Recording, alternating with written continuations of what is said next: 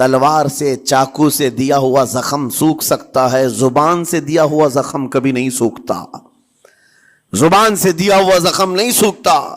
بولنے سے پہلے 1000 بار اس بات کو خیال ہونا چاہیے کہ میں جس کو بول رہا ہوں کہیں اس کا دل چھلنی تو نہیں ہو جائے۔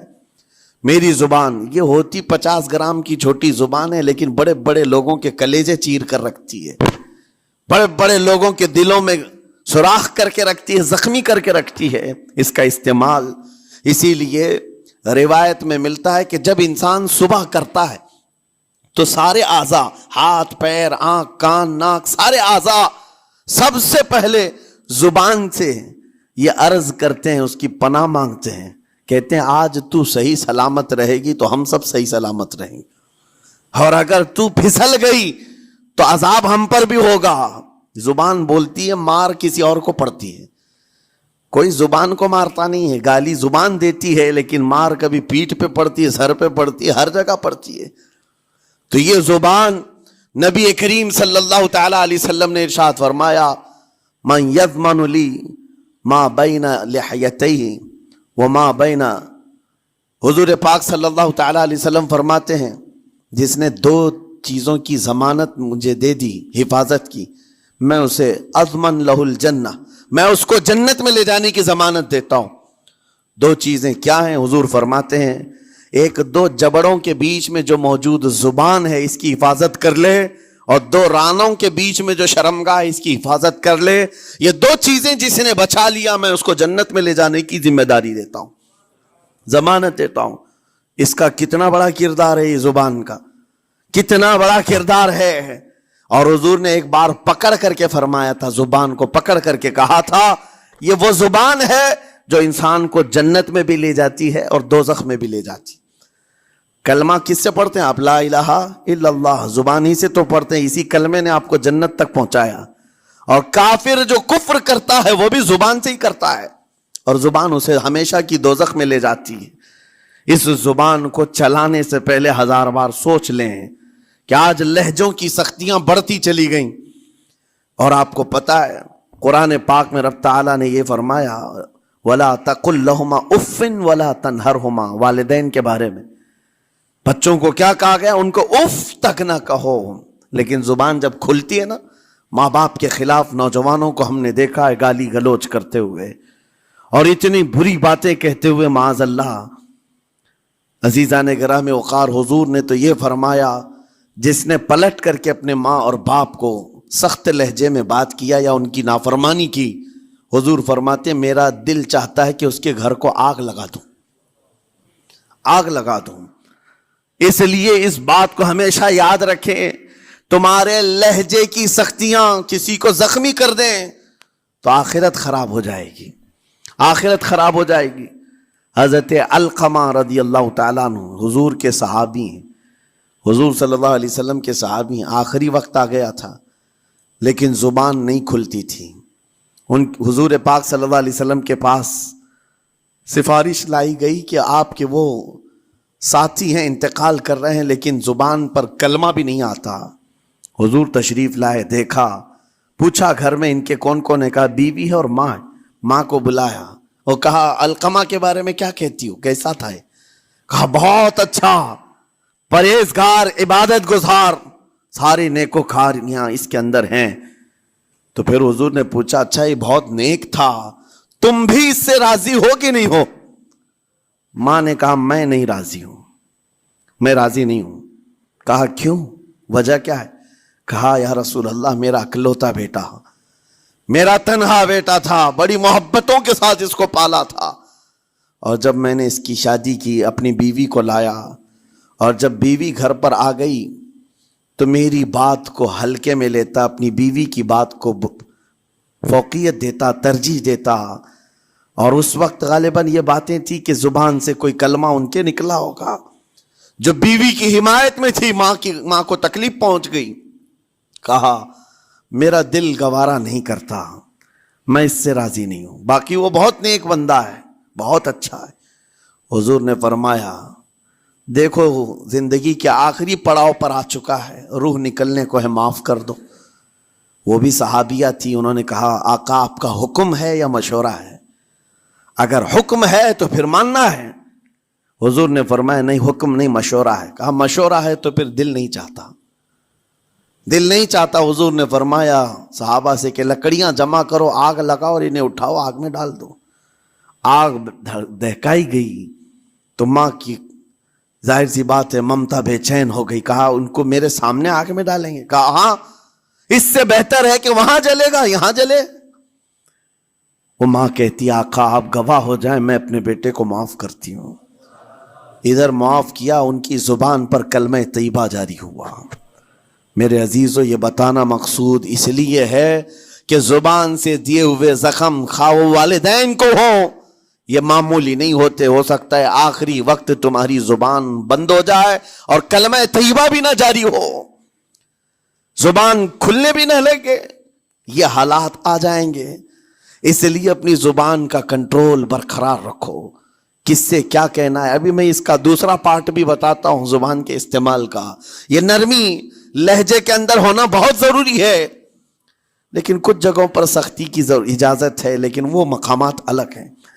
نرم لہجہ حضور پاک صلی اللہ تعالی علیہ وسلم کے فرامین میں سے ہے.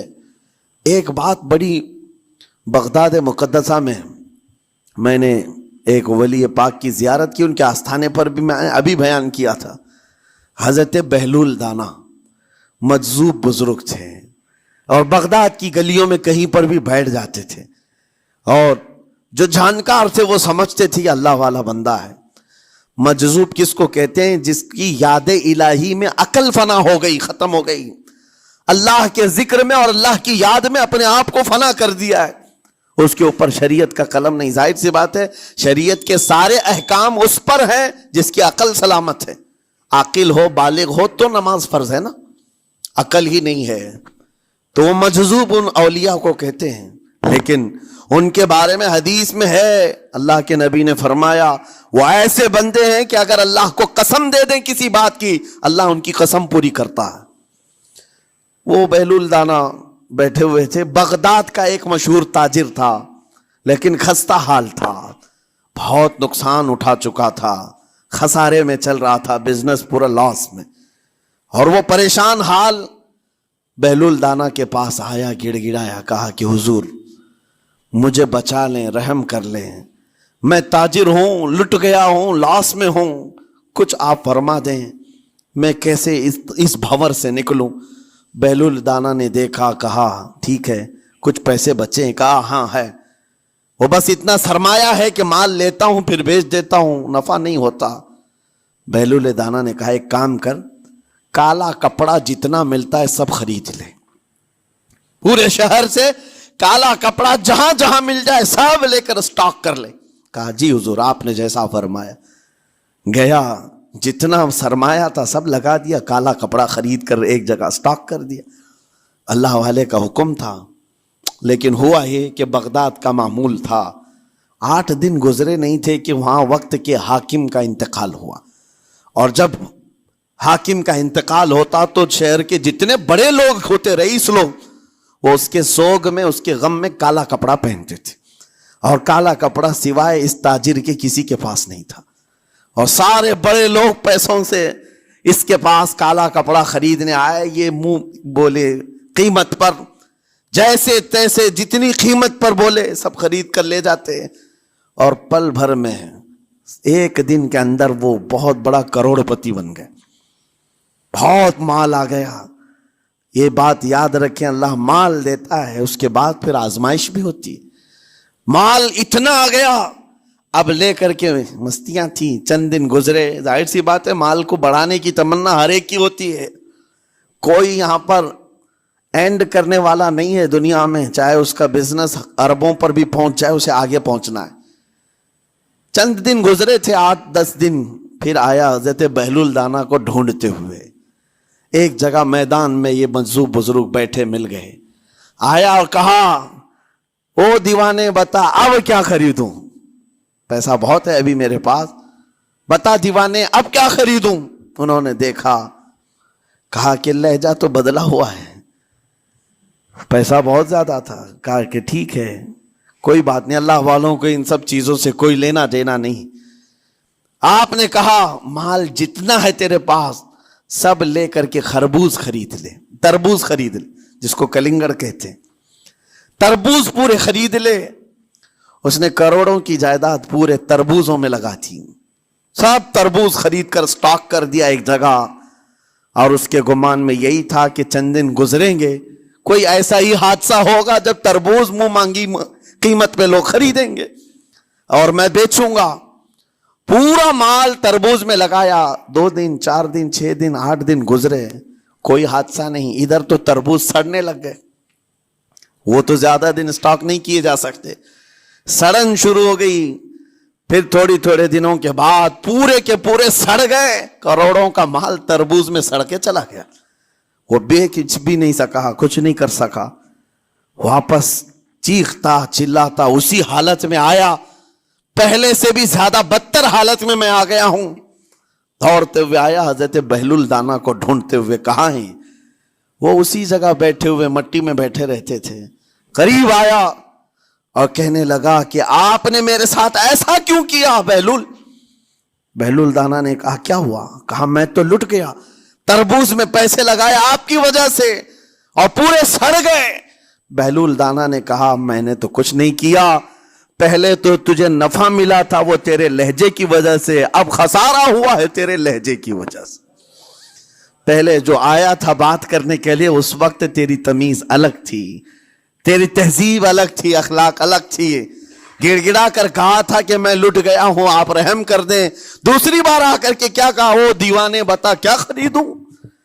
لہجہ بدل گیا تو پوری حیثیت بدل گئی۔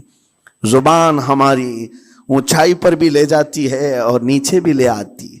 اس بات کو ہمیشہ ملحوظ رکھیں کہ اس زبان سے بہت سارے لوگ نفع بھی اٹھاتے ہیں، بہت سارے لوگوں کو نقصان بھی ہوتا ہے۔